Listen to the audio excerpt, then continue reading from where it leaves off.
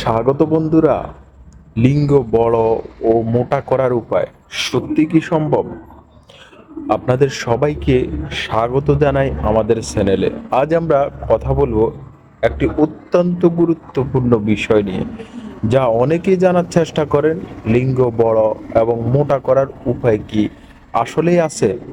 কেমন উপায় রয়েছে এবং তা কি সত্যি কার্যকর? এই ভিডিওতে আমরা সেই সব তথ্যই বিশ্লেষণ করব।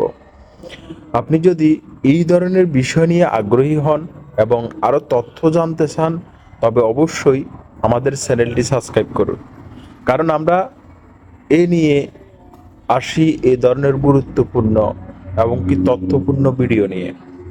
প্রথমেই বলি, অনেক ভুয়া পদ্ধতি অনলাইনে দেখা যায়, কিন্তু সত্যিকারের অর্থে কিছু বৈজ্ঞানিক উপায় রয়েছে যা প্রমাণিত এবং নিরাপদ। আজকের এই ভিডিওতে আমরা সেগুলো নিয়ে বিস্তারিত আলোচনা করব, যেগুলো আপনাকে আত্মবিশ্বাস বাড়াতে এবং নিরাপদ থাকতে সাহায্য করবে। প্রথমত, কিছু অনুশীলন এবং খাদ্যাভ্যাস রয়েছে যা স্বাস্থ্যকর রক্ত প্রবাহকে উন্নত করে, তবে কোনো কোনো পদ্ধতি মোটেও কাজ করে না বা হিতে বিপরীত হতে পারে। ভিডিওটি যদি আপনি এখন পর্যন্ত আপনার জন্য উপকারী মনে করেন, তাহলে লাইক বাটনে ক্লিক করতে ভুলবেন না। আপনার কোনো প্রশ্ন থাকলে কমেন্টে জানান, এবং আপনি নিজে কোনো পদ্ধতি অনুসরণ করছেন কিনা সেটা শেয়ার করুন। আরও গুরুত্বপূর্ণ বিষয় নিয়ে আলোচনা, আপনার জন্য কার্যকরী কোন কোন পদ্ধতি হতে পারে তা বলবো, যেমন সঠিক অনুশীলন, স্বাস্থ্যকর খাদ্যাভ্যাস এবং বিশেষ কিছু কৌশল যা আপনার শারীরিক স্বাস্থ্যের উপর ইতিবাচক প্রভাব ফেলতে পারে। কিন্তু মনে রাখতে হবে যে দ্রুত ফলাফলের আশায় কোনো ঝুঁকিপূর্ণ পদ্ধতি বেছে নেওয়া উচিত না। 1 নাম্বার হলো স্বাস্থ্যকর খাবার। শরীরের প্রতিটি অংশের বিকাশে পুষ্টিকর খাবারের অবদান গুরুত্বপূর্ণ। তাই প্রোটিন, ভিটামিন এবং মিনারেল সমৃদ্ধ খাবার খাওয়া লিঙ্গের স্বাভাবিক বৃদ্ধি এবং স্বাস্থ্য নিশ্চিত করতে পারে। 2 নাম্বার হলো নিয়মিত ব্যায়াম।